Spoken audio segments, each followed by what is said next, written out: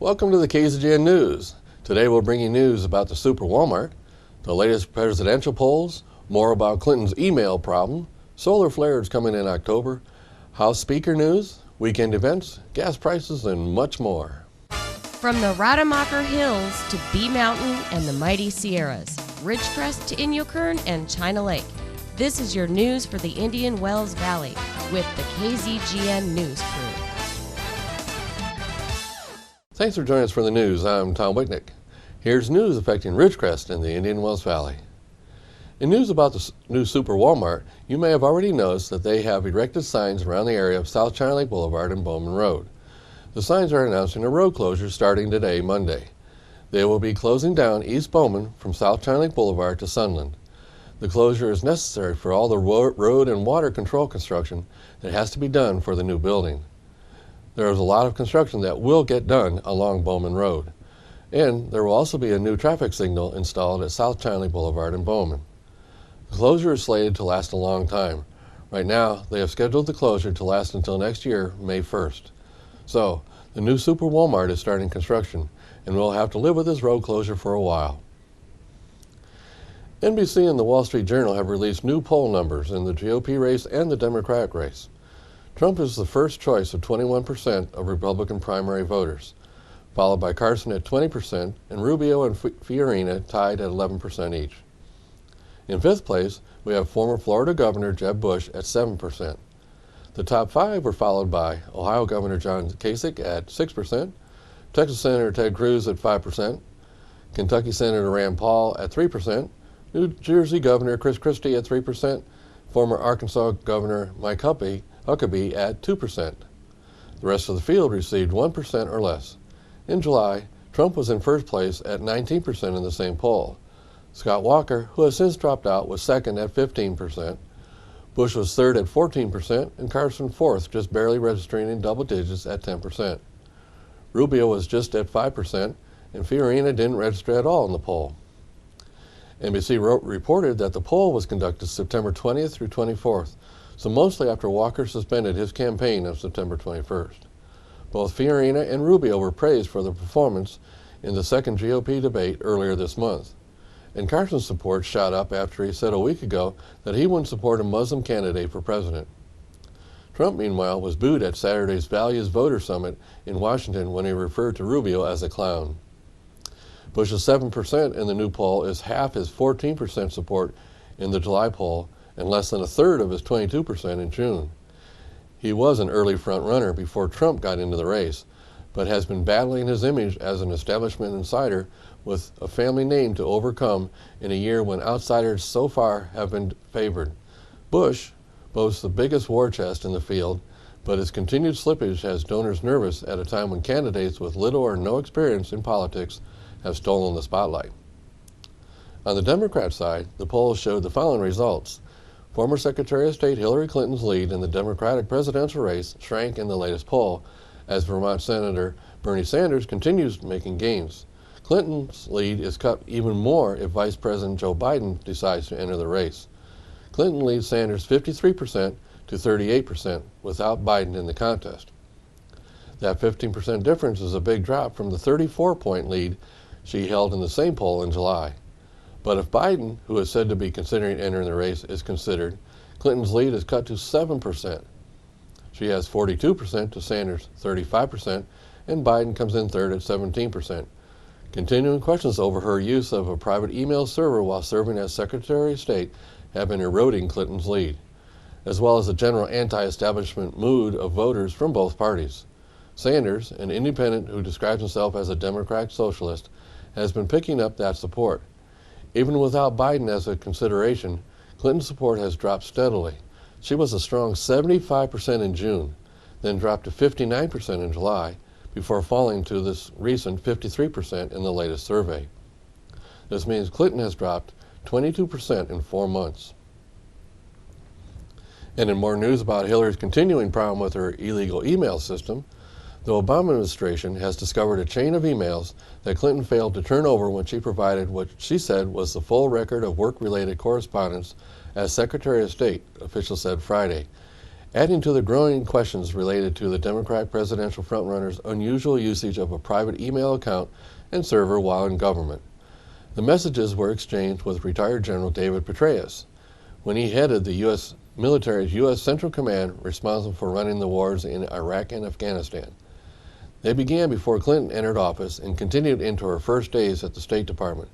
They largely pertain to personnel matters and don't appear to deal with highly classified material, but their existence challenges Clinton's claim that she has handed over the entirety of her work emails from the account.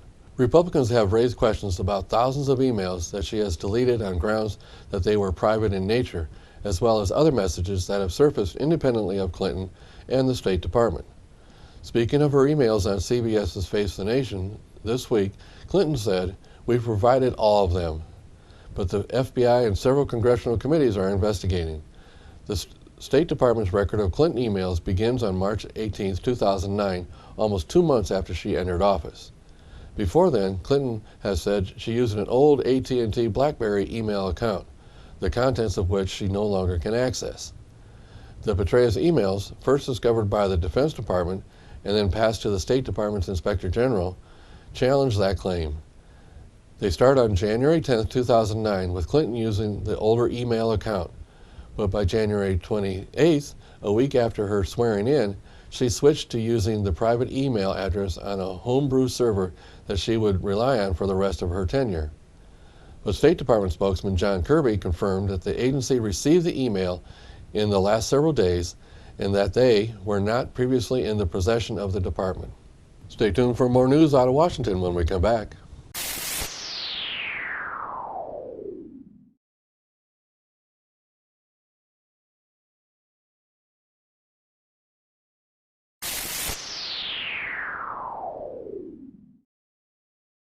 And in more news out of Washington concerning the House Speaker position, since House Speaker John Boehner's surprise decision to resign, some say it was a gift to the heavy favorite to succeed him, Majority Leader Kevin McCarthy. While Boehner will be sticking around to the end of October, he didn't give Republican dissidents an eternity to coalesce around a rival to McCarthy and round up votes. McCarthy, who was the party's whip before becoming Majority Leader, has his own vote counting operation in place and a long-standing relationship with the lawmakers who will choose Boehner's successor. Boehner also gave McCarthy a small boost during a press conference with reporters, saying he would make an excellent speaker. McCarthy wouldn't necessarily be the first choice of conservative rebels who have given Boehner so many headaches over the last 4 years. But right now, they don't really have anyone who is prepared to go toe-to-toe with him for the speakership. Instead, members of the Conservative Freedom Caucus are likely to focus on getting one of their own elevated to Majority Leader, the number 2 spot in the GOP hierarchy. If they succeed, it could give them a lot of leverage over McCarthy after he takes the Speaker's gavel, because if McCarthy doesn't toe the conservative line during legislative fights in 2016, conservatives will have someone lined up to replace him when a new Congress starts in January 2017. McCarthy rose through the ranks by not offending anyone. So far, the 50-year-old California Republican has led a charmed existence in the House, having rocketed through the ranks of leadership first as an understudy to former Republican Eric Cantor and later succeeding him as Majority Leader. He's done it with an easy manner and a willingness to take on the grueling task of raising money for fellow Republicans and campaigning for them. His greatest attribute may be that he doesn't really alienate anyone. He also has a keen eye for filling his staff with top talent. On the other hand, McCarthy wasn't effective as a whip. If McCarthy wins the job, he'll have ascended from freshman to speaker in under 9 years. That doesn't happen very often. Now in local news, last Friday the Veteran Stand-Down Group held their annual stand-down. It lasted all day last Friday. There were over 72 vendors. I even got to spend a good part of the day at the welcoming table as visitors came in. I would like to thank all those that mentioned they are watching KZGN-TV news regularly. It was great getting that feedback. The event saw hundreds of attendees. There were even basic physicals available for those that requested them, and many local and out-of-area providers were on hand. They were offering everything from basic registrations to VA counseling to employment opportunities for those recently getting out of the service. We saw veterans from World War II to present-day veterans. As a greeter, I talked to veterans that served in every war from World War II, Korea, Vietnam, Gulf War, and the recent wars. They were all there. Our salutes to all these veterans for their service, and we also salute the Veteran Stand-Down Group for a well-done event. I am sure many veterans were helped. Now news about sunspots from KZGN-TV reporter Tanya Pyle. The fall sunspot satellite communication blackout time is ready to roll, according to KZGN lead technician and assistant general manager Keith Lau. The biannual event occurs where telecommunications relays to satellites around the world and to our local satellites located at Owens Peak, El Paso Peak, Laurel Mountain, and Mount Whitney. Fall 2015 blackout dates could last up to 3 weeks or more. Peak activity is projected to occur from October 3rd through October 11th. Today's satellite go anywhere from a few minutes to a half hour. Keith explained, it depends on how active the sunspot is. We begin seeing effects of the blackout the week before, and effects can continue through the week after peak dates. People who have direct satellite TV and dish network can experience frozen audio and no screen with audio and such other variations of effects. Although Keith assured us the Indian Wells Valley TV booster is not susceptible to biannual spring event as they were years ago, but very high solar activity can cause some susceptible satellites to go out. The Indian Wells Valley TV booster board member Ken Wetzel, who maintains the FM stations and translators, explained the biannual spring and fall phenomenon, saying, in general, what happens is the sun positions directly behind the satellite fixed in the sky. The sun is very noisy and drowns out the satellite signal while the sun is in the antenna beam. Wetzel also said sunspot blackouts usually occur around solar noon. You would know it happens if when you're watching 21.1 or 21.2 and they may start to break up. Typically it's around 12:30 or 1 o'clock. Wetzel said the sure way of knowing whether it's happening or not is if by switching to 21.3. If you find the signal is good, then expect 21.1 and 21.2 to come back after the solar interference goes away. The event also affects all news and TV networks. Presently, Keith is scheduling programming so viewers won't notice the blackout as they did in the spring and fall of 2014. So if any of our viewers out there see any signal dropouts during the solar flare period, just be patient. As soon as the flare stops, KZGN-TV channels will come back on the air.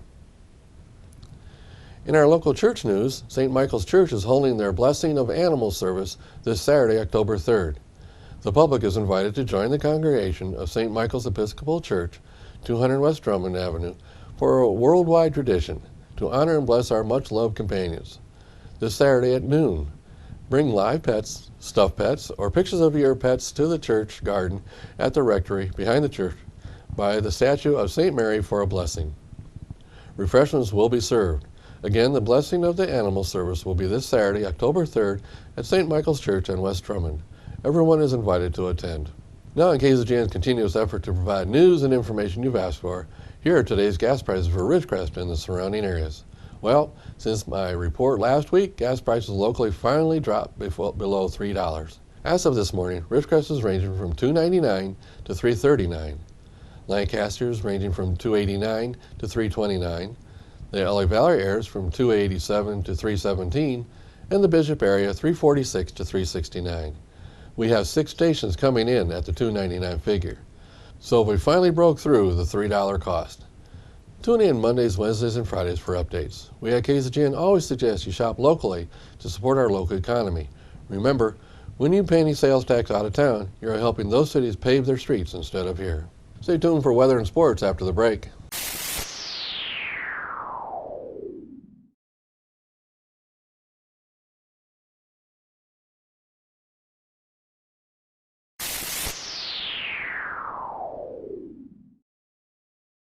Thanks for staying with us. Let's go to Keith for the weather. Thank you, Tom. From the National Weather Service, it will be a wet work week across much of the eastern U.S., especially along the central and eastern Gulf Coast. Moisture following onshore will result in showers and thunderstorms with a heavy rain and flash flooding possible. Rain is expected to move into the mid-Atlantic and New England by midweek. Temperatures across the nation: Carolinas came in at 79, Georgia 70, Arkansas 74, northern Texas 70, New Mexico 75, and Los Angeles at 71. For our forecast here in the IWV, tonight partly cloudy with a low around 63, south-southwest wind 5 to 15 miles per hour. On Tuesday, sunny with a high near 98, south-southwest wind 5 miles per hour. Tuesday night, mostly clear with a low around 64, south-southwest wind 5 to 10 miles per hour with gusts as high as 15. On Wednesday, it'll be sunny with a high near 98, west-northwest wind 5 to 10 miles per hour. Wednesday night, mostly clear with a low around 66, southwest wind 5 to 15 miles per hour. Thursday, sunny with a high near 95, west wind 5 miles per hour. And on Thursday night, clear with a low around 61, southwest wind 5 to 15 with gusts as high as 20. On Friday, sunny with a high near 94, northwest wind 5 to 10 miles per hour.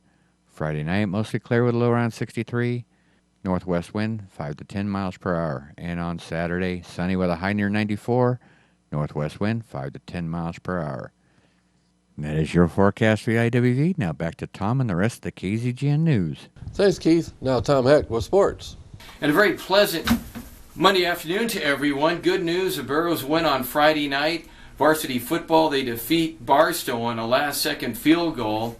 31-28, the final score. Fidel Martinez kicked his sixth field goal of the year, none bigger than the one he did on Friday night. It was about a 32-yard shot from the left hash mark, and Burros went on. They were behind a lot of the game, 14-7 at halftime. Came back, tied the game, went ahead, and then Barstow came back in the fourth quarter, only to see the Burros come back and win the football game at the end. Great win for the guys. They played well offensively in the second half. Austin Griffin with 3 touchdown passes played extremely good. Evan Hernandez had a touchdown catch. And what can you say for Makai Ayers? Ayers had a couple of great catches, one for a touchdown. Mike McKinney played awfully well, ran the football, had some catches. Just a great team effort defensively. They had some big stops when they needed to. And Barstow, definitely a better team than they've been the last 5 or 6 years. They're now 4-1. Burros goes to 1-4. Burros, though, has played a very tough non-conference schedule. The Burros will be off this week. They'll open up league play next week at home against Sultana. It'll be a rematch of last year when Sultana won in the last minute over in Hesperia. All right, let's take a look at Major League Baseball. 1 week to go. It's all that's left, actually 6 days to go.